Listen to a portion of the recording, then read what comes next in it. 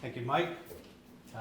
Mike's been longer at Mercyhurst than I have, but I'm getting up there where when we do graduation, you know, it's based on tenure, and I'm getting to the front of the row there, so long in the tooth.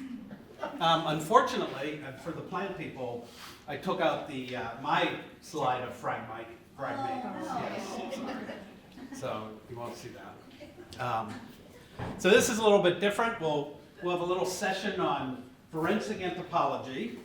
Some of my students will be presenting, some of my colleagues there. 10 years ago, 15 years ago, if there was a talk on forensic anthropology, what you would see is a number of lectures on bones. And it would be, how do you determine the sex or the age of the pisiform bone, for example. And you'd see that time after time. But what we've tried to do at Mercyhurst, and some of the things that we're pushing forward, is a change in the field of forensic anthropology. I'm going to go over that a little bit. My perspective on the field is a bit different, maybe a lot of bits different than a lot of other forensic anthropologists. So within this short amount of time that I'm given, I've usually long and drawn out, give you an idea of what, in my 35 years of doing the field, what I've sort of come up to and thinking about it. And what we'll sort of suggest is that we have affected a paradigm shift in the whole field of forensic anthropology. I don't know if you guys know anything about it. It's like my classes here. So I think, hopefully they would say they know something about it, but you never know. I'm Dennis Dirkmaat again. We run a program at Mercyhurst. We have both an undergraduate program in forensic science, but we also have a master's program in forensic anthropology, basically. We started that in 2004, but I've been at Mercyhurst a long time. So the programs are very successful, and we have produced some of the best forensic anthropologists throughout the country. One of the reasons that we describe that it is a good program is that not only do we have a good curriculum and good faculty to teach this perspective of forensic anthropology, but we do a lot of forensic cases. We do a lot of hands-on stuff. And so the graduates of our program know how to do forensic anthropology, you know, both in the field and in the laboratory. In addition to that, we're involved with getting grants, pushing the discipline that way, publications.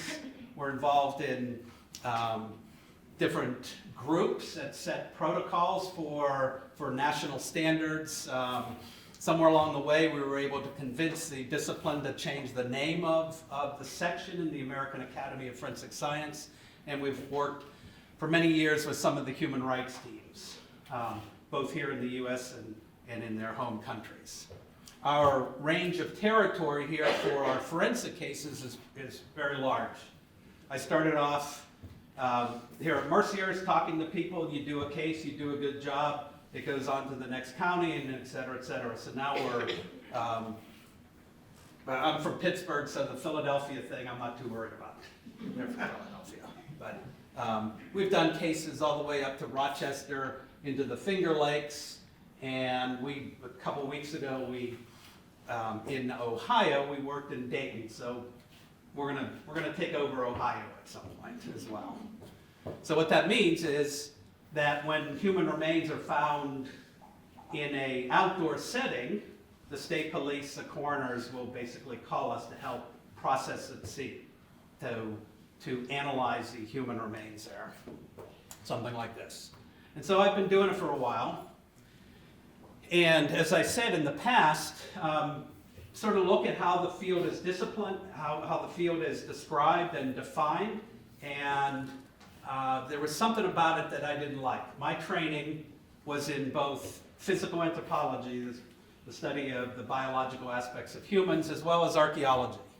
And when I looked at definitions of the field and what people were doing, they basically described themselves as somebody that sits in the laboratory and waits for the bones, and we deal with the bones, and only the bones. And so I sort of reevaluated the field. I had the training there at the University of Pittsburgh. I didn't come from, Tennessee, where it has a body farm and all that, so, how could I know anything about forensic anthropology? But I did a lot of thinking about it. And so my training in both physical and archaeology told me that when we get a set of remains there, it's not just that we're able to identify this individual, but we want to know something about what happened here. The police are interested in not just the identification, but what's going on. And so if we receive the bones after the police collect it, after the pathologist looks at it, after the dentist does their thing, and then we get it, everything is out of context. And so when we talk about science, context is everything. And so we were very limited to what we could say. So here is a classic definition. This guy, T. Dale Stewart, is a famous forensic anthropologist, famous physical anthropologist, worked at the Smithsonian for many years. His book, on sort of considered the Bible, the essentials of forensic anthropology, talk about, we receive it in the lab, we differentiate between human and animal, and then we come up with age, sex, stature, and hope to provide some details, some clues for those who are going to do the final determination. So it's a very restrictive type of definition. It doesn't say anything about in the field and using archaeological skills, doing anything like that. And so that is sort of the springboard for me. Said we need to change that. And if I've looked at all the definitions over the years, and again, it's basically a lab definition. But commonly when we receive these bones, they're out of context, and so we can't really say a whole lot other than we have these, what I call the box of bones, forensic anthropology.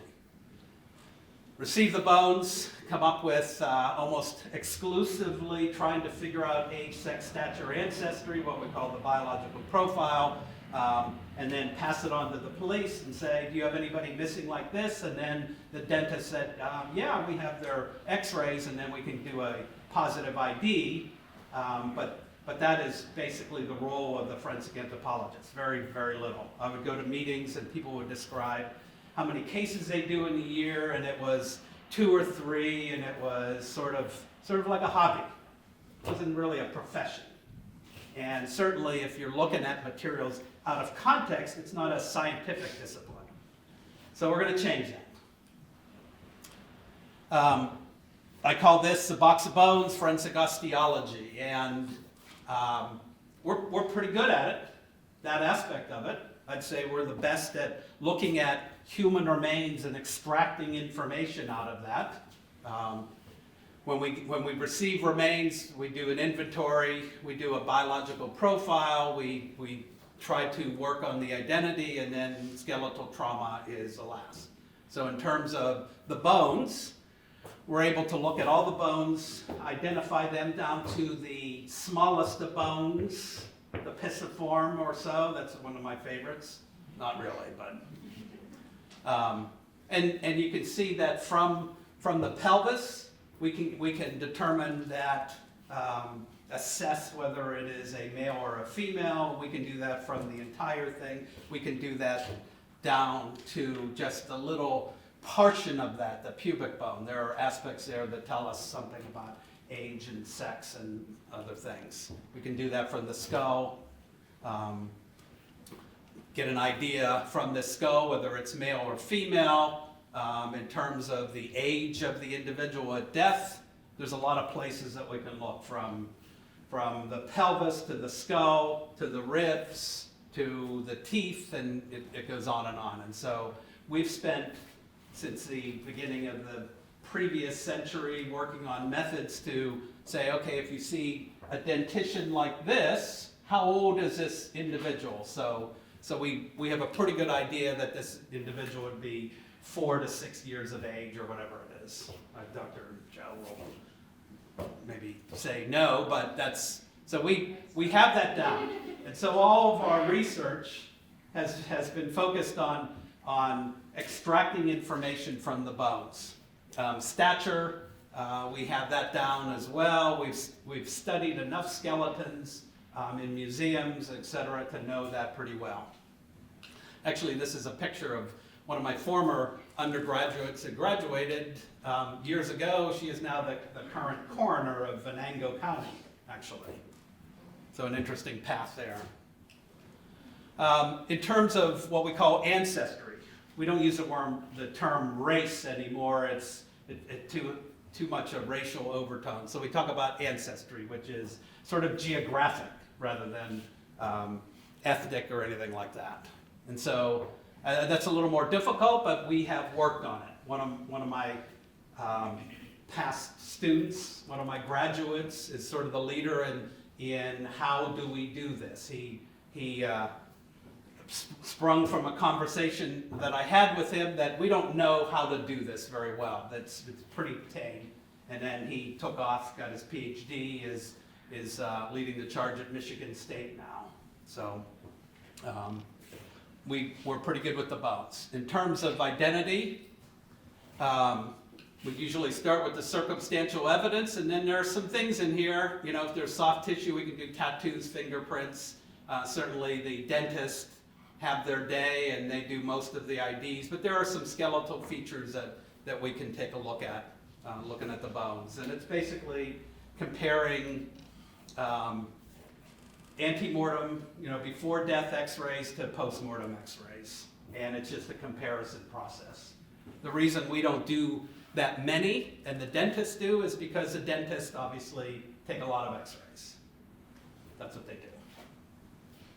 We don't. So for example, this skull here, nothing too unusual. It has some extra sutural bones here, but even if we didn't have this, if we had a good x-ray in the living, as we do here, and compare it to the post-mortem after death, there's unique features that we could say, yes, that pattern indicates that these belong to the same person. And then the last thing in the sequence that we look at is the skeletal trauma.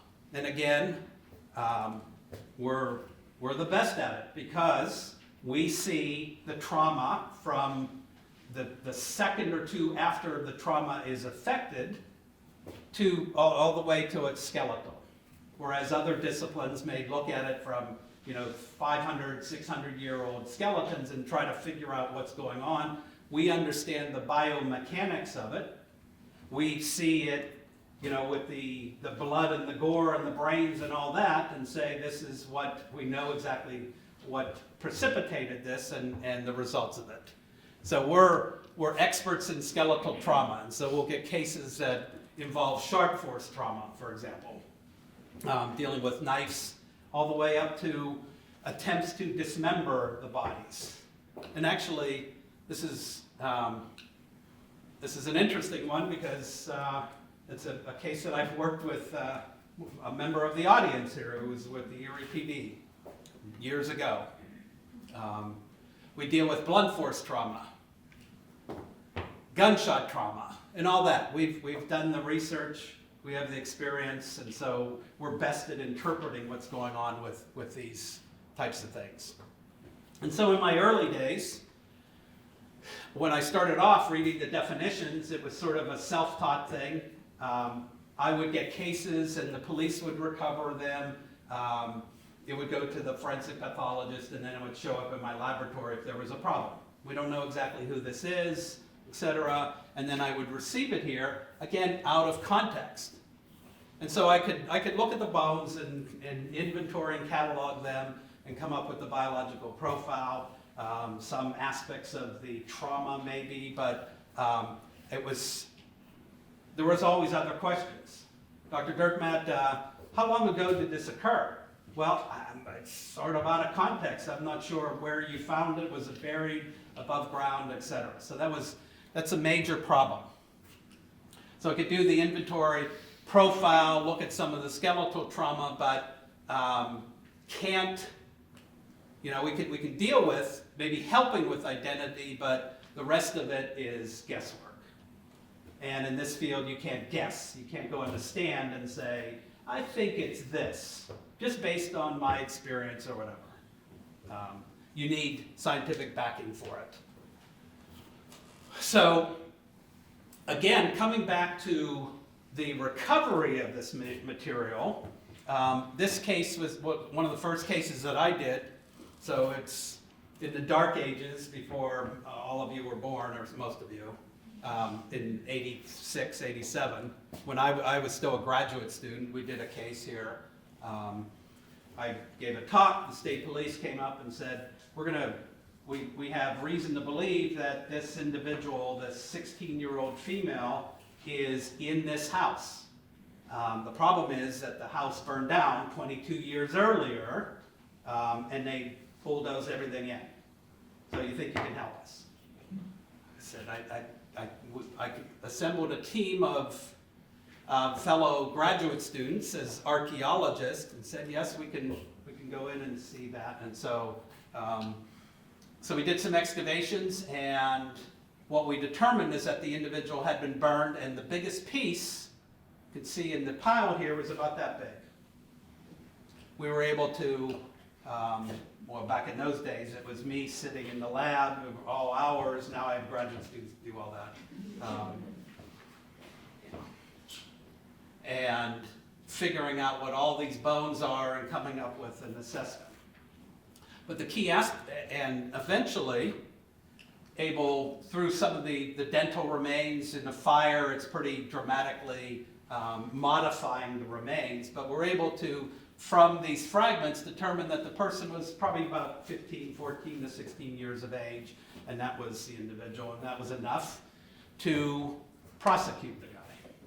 But again, the biggest piece was about that big. And thinking about it, the police, the state police at this point, said, well, we're going to go search that area to find these remains. So thinking about it, would have found nothing.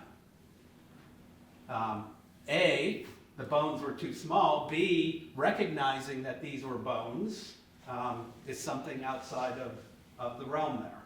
And again, it's something that we as forensic anthropologists trained in identifying human skeletal bones in the intact and in the fragmented and in the burned and highly altered, it's a very unique skill, very unique skill set. And so that, and basically this case, propelled me onto the rest of my career. I'm certainly interested in the bones, but I said, we need in our discipline a way to collect these remains in context. What can we do? The natural thing is to look that we recover these materials archaeologically. That's what has to be applied to all of these things. This forensic archaeology. It's a bit different than regular archaeology, but sort of the same principles and things like that. And so since that time, every time I give a talk at a national meeting, it is, and everybody knows, it's forensic archaeology. So I'm the proselytizer there for that. I looked around at that time. Was anybody else doing that? Very, very few individuals. There was a couple there, doing a little bit of research, but very, very few individuals were doing that. And so I saw that as my opportunity to promote that. Since that time, 2008, was asked to sort of review the state of the field of forensic anthropology, and in that, with the individuals that we had assembled at Mercyhurst, some big names there, said that the field has changed. And the influences are from forensic archaeology, skeletal trauma, and this other one, forensic taphonomy. The field was changed. So 2012, I put together an edited volume It's called A Companion to Forensic Anthropology. And 10 years earlier, a book on what is forensic anthropology would have been 20 chapters on bones, how to assess the age of the pisiform. So for me, it was an opportunity, talked about forensic archaeology, taphonomy, described what was going on as a paradigm shift in the field. And we needed to do that because we weren't involved in the recoveries. We had the unique skill set that would work there. 2015, we actually convinced the discipline to change the name from the physical anthropology, which is basically just the bones, to the archaeology. And then 2018, talk about a new aspect of it, the outdoor crime scene reconstruction, which is a consideration of what the police want from us. When they ask us to become involved, it's not, can you identify this little bone? And we get an idea. No, it is what happened there. And so the role of taphonomy is increased. We emphasize hypotheses generation, and it becomes a scientific discipline. And this was solidified when we were asked to go to Puerto Rico in the spring to assist in moving along some of the bones. And so we would receive stuff at our table and be expected to say what's going on. We could do the inventory and know the bones, but then they said, is this a homicide or what's going on? We had no context. The police there gathered the stuff and dumped it off at the morgue. And so this told me that we can't do anything with past reconstruction, so that's forensic osteology. And so that consideration, when we're called to the scene, there are other questions. How long has the body been there? What's the original position? What's happened to it? Et cetera, et cetera. So we need to be at the scene and apply forensic archaeology and apply this forensic taphonomy. So when we look at a scene like this, what do we do? What are the main questions? Who is the victim? Is this a homicide, suicide? How long ago did this happen? Has it been modified? So these are all questions that are there that if we're just saying, well, I just do bones. So just give me the bones, we can't answer anymore. So you process it like an indoor scene? No. What is important? Like you could see in this picture, there's a lot of leaves and things like that. Do we need special equipment? So forensic taphonomy has become important to this. And I'm going to go through this because I'm going too long. So let me, the answer is forensic anthropology. And I want to get to, sorry. I should never agree to 15 minutes. I'm just not good at it. I'm like a preacher. Can't restrict the preacher.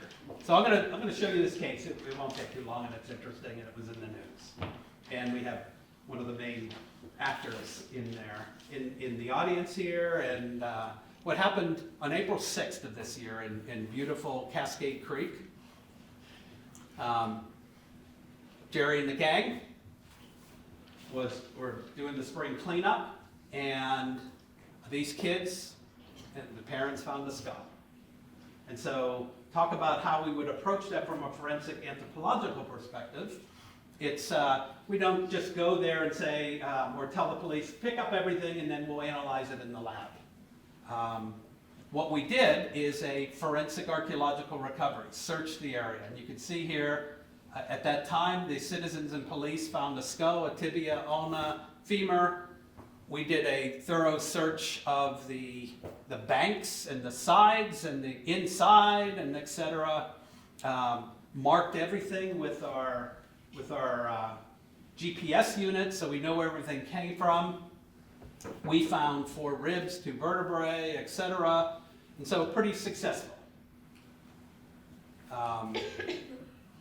We also, you can see where Frontier Park is. as we were recovering it, the farthest bone upstream was up here, close to this culvert. See the culvert? So we decided to search over here, but it's very rough territory. We searched, didn't find anything there. April 8th, police were going back, found 3 more bones. The 15th, a citizen with her dog, found a femur, something like that. I don't know how we can't miss that. April 18th, more bones were found. The 22nd, police found some more. These turned out to be deer bones, but they did find a fibula. The 22nd, they found the fibula. May 7th, more ribs were found, and May 22nd. So every time we went back, there was more remains found. So you can see it's strewn over this area. From what we found in the laboratory, we have the indication of a 30 to 50-year-old white male. We have all of that. No trauma. The taphonomy, it covered a half-mile span, transported downstream. We found big bones, found some small bones. The mandible was the furthest. We didn't have any indication, which we'd expect, of where this individual was, and then washed out. So it's kind of a mystery. In terms of, we had a little bit of soft tissue that tells us something about the postmortem interval, that this person wasn't there 10, 15 years, that it was much more recent. And so our final estimate is 1 to 5 in the broad, likely 1 to 3. So that's where you are with the latest on that. And I apologize that I went over. Any questions?